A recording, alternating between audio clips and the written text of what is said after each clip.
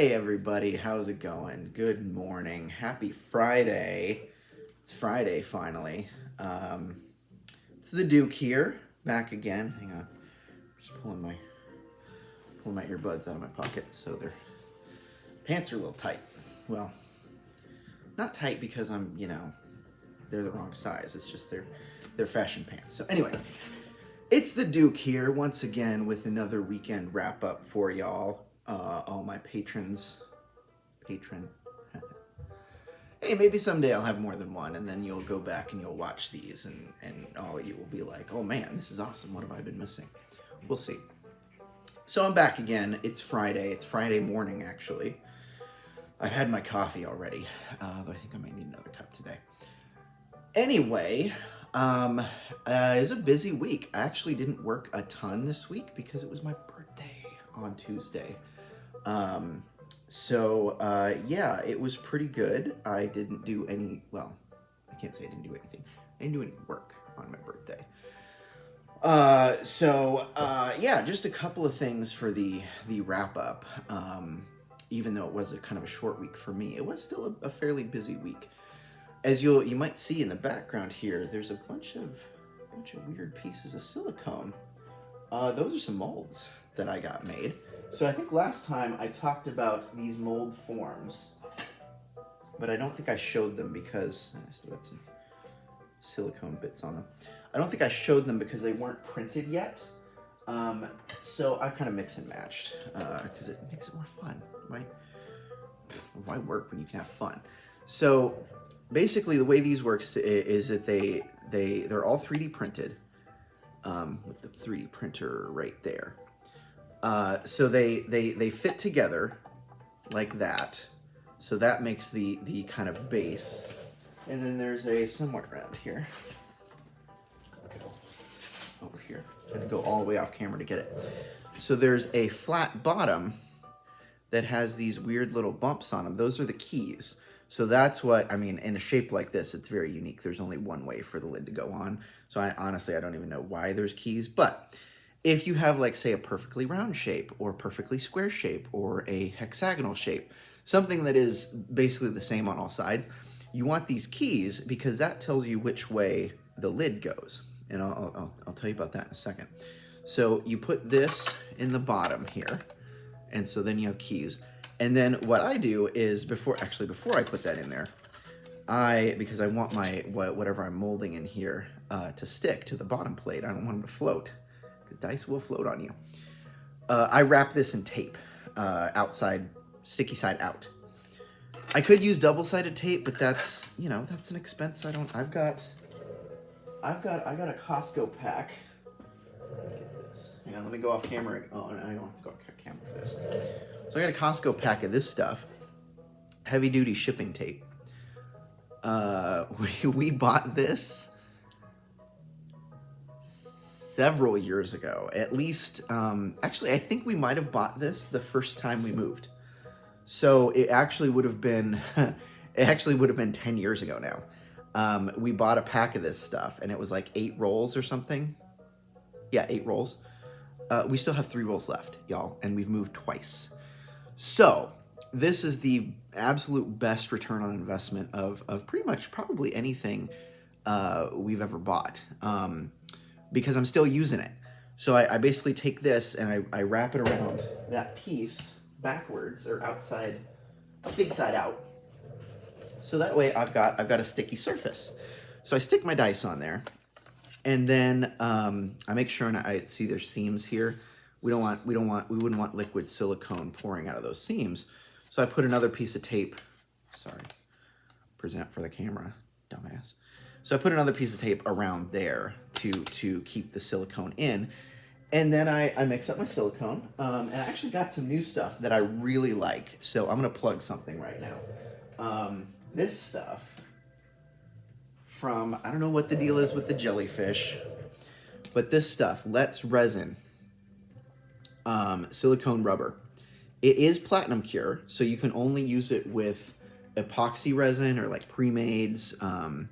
Basically, you don't want to use it with UV resin. Although I think the instructions say something about you just have to you have to like post cure it or something. I don't know.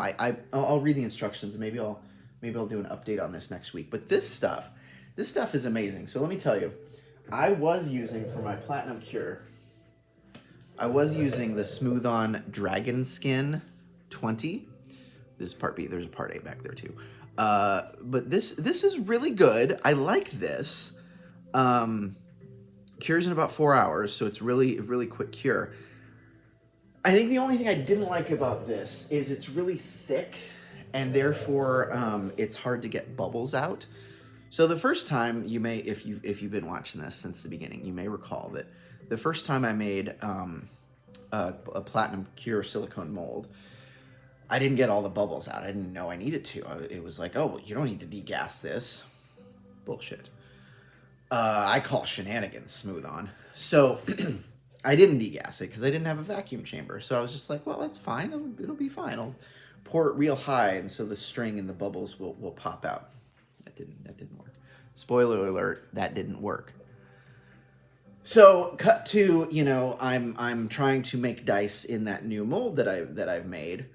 I put the resin in the pressure pot, and what the pressure pot does is it squeezes, right? It's putting 60 pounds per square inch on the entire surface of this mold, and hence the resin. And so the idea is that it squeezes the resin, so it forces the bubbles to escape, right? But here's the problem with that. That pressure also, the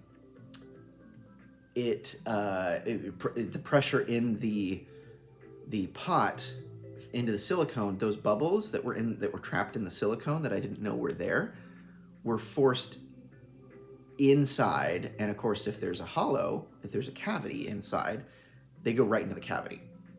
So therefore, they came to the surface of where I had molded those nice, clean, smooth-lined dice, smooth faces. They came to that surface and popped, which means the resin was like, oh, it's a thing I can go into. So the resin went in there. So the solution to that problem is a vacuum chamber. So I went on Amazon, I got a vacuum chamber. Let me tell you, that is a game changer. Like, if you are thinking about doing anything with silicone, or really any kind of anything that you need to get liquid, any liquid that you need to get gas out of, that you need a nice gas-free substance, get yourself a vacuum chamber. You will not be. It is not a waste of money. It is a wise investment. You will use it all the time if you're doing anything where you need to pull air bubbles out of something, out of a liquid. You use it all the time. I just got it like a week and a half ago, and I've already used it like 6 times. So there you go. So it makes your silicone super smooth. Like, it's kind of funny watching it because it's got a clear. It's right off camera. I can show you. So this is the lid of the vacuum chamber. So it's got as you can see, it's got a little negative pressure gauge there. If you can see, all the numbers are negative because it's pulling a vacuum. So this is the cable that's connected to the pump. I won't show you the pump. So this is the release valve. So you'd want to close that, and then this is the vacuum intake. This is where it's sucking all the air out. So that's open when you have this lid on. So see, it's clear. It's completely clear. Hi, hello. So you can actually see when this lid is on the chamber, on the pot, you can actually see what's going on in your vacuum. And this silicone, it actually bubbles so much, the bubbles are coming out. It looks like it's boiling. So it's pretty cool. Anyway, so I've used that. So if you're thinking about starting up this as a hobby, as a business, whatever, definitely get yourself a vacuum chamber. Like, hands down, you're gonna use it all the time. Don't worry about it being like, oh, it's expensive, it's a big investment. It's a wise investment. So anyway, so these molds behind me, I poured those, and let me tell you, they look amazing. Like, I don't even know if you can look at how shiny and smooth that is.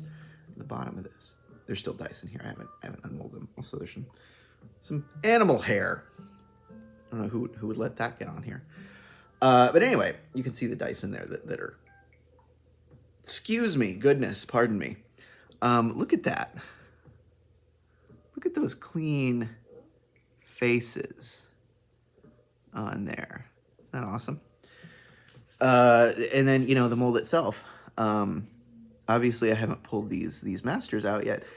Fun fact, you guys, y'all. This set right here is actually the very first polyhedral gaming dice set I ever purchased. I got this in California at my friendly local comic store. They had, if you're old enough to remember, maybe they still do this.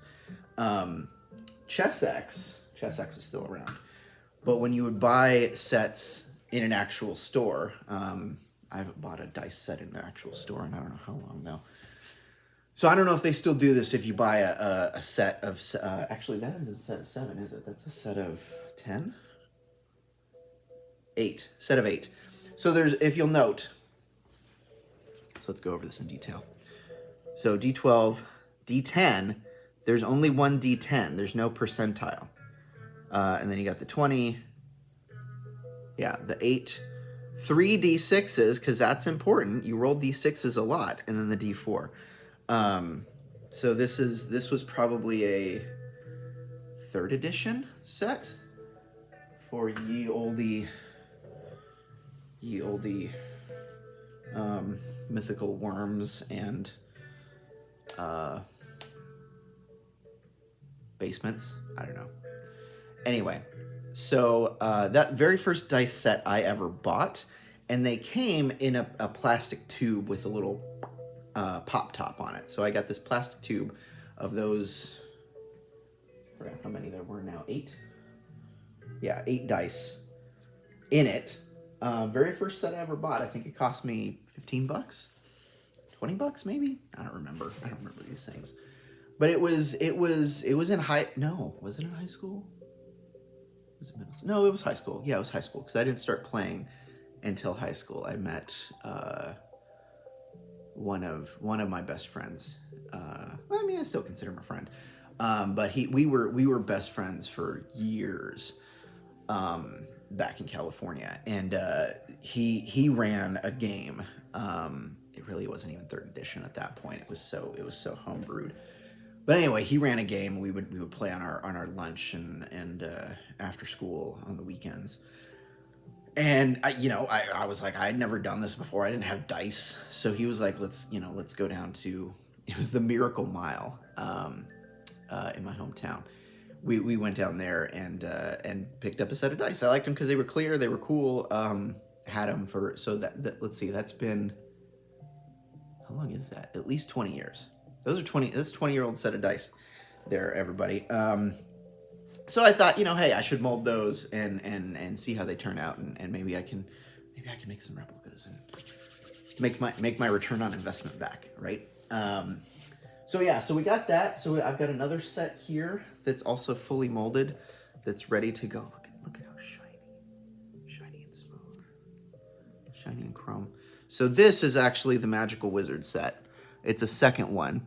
Hopefully this one works out better than the first, because the first one had so many bubbles, it was unusable. So this is just a standard set of 7. It does, however, have, as you'll note, the percentile D10, but it's only got 1 D6. So I don't know why that became the standard set. Like, I don't know if it was 4th or 5th edition or something, where they were like, oh, you're not going to roll so many D6s anymore.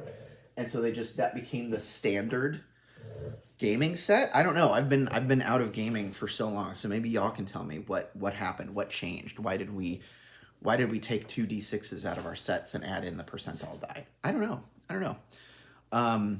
So shoot, you know what? I'm at time. So this is gonna be a long weekend wrap up, y'all. I'm sorry. I apologize. I'm not sorry.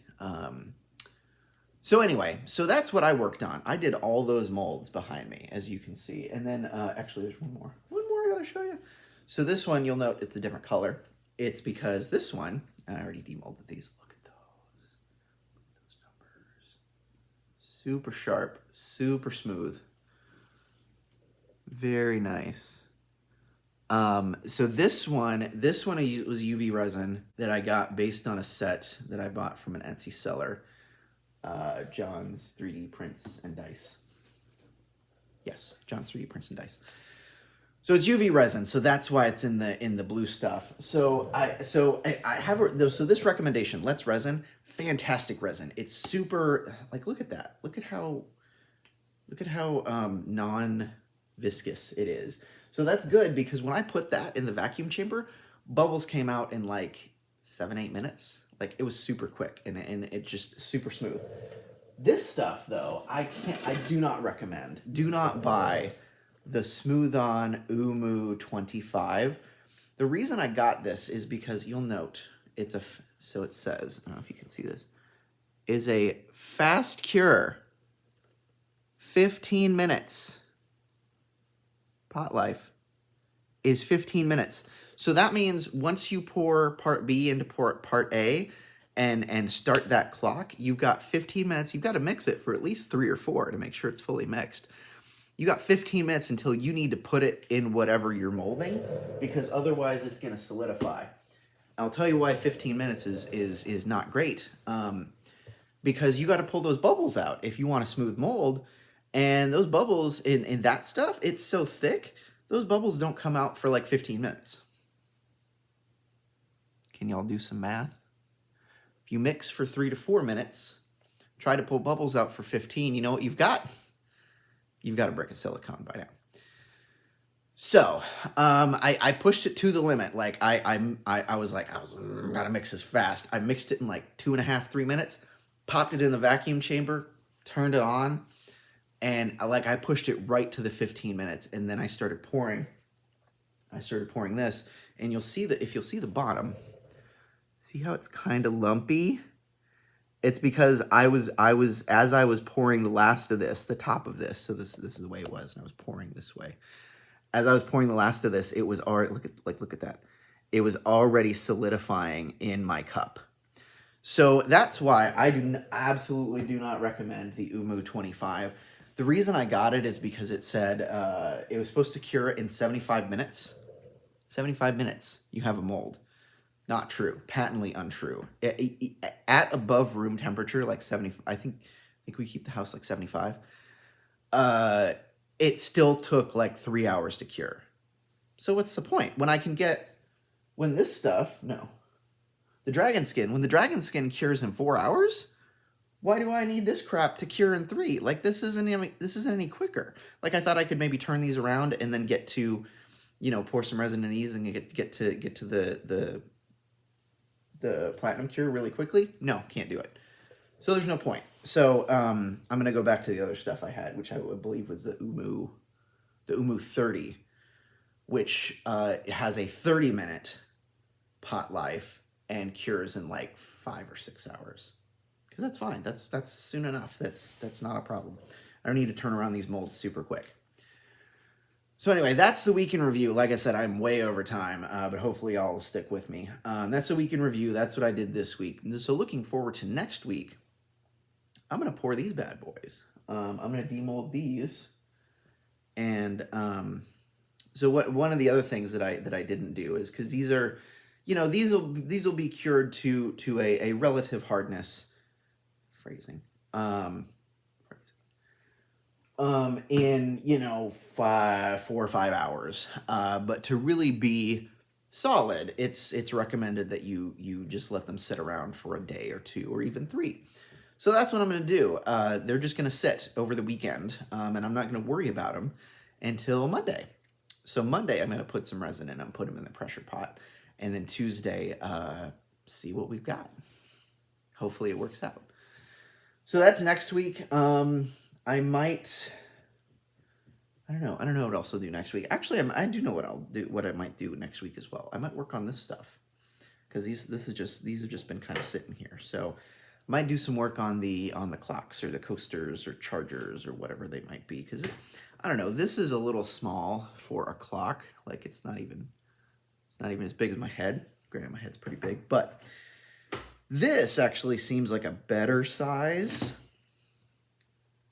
Like, I think I like this one a lot better. Like, it's actually more my head size.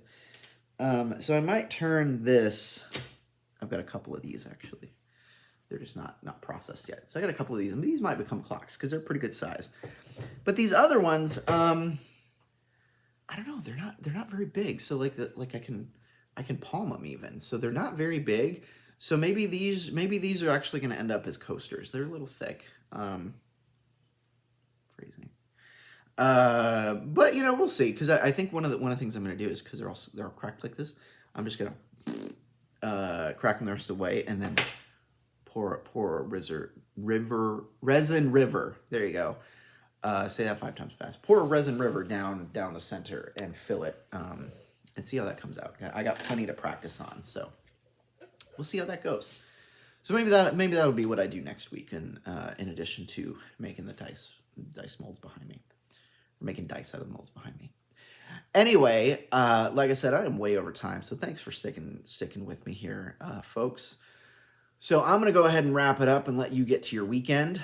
But before I do that, as always, I've got a question for y'all. So the question this week is, so I think I mentioned last week that we had some ridiculous weather. So we had a 70-degree day last week, like more than a week ago. We had a 70-degree day. On Monday and Tuesday, it freaking snowed. Like, I'm not making that up. Like, it straight up snowed. It didn't really stick, but it still snowed. So, my question for you all is global warming real? No. We all know, of course it's real. So, my question for you all is, when the weather doesn't cooperate, how do you cope? Like, what do you do?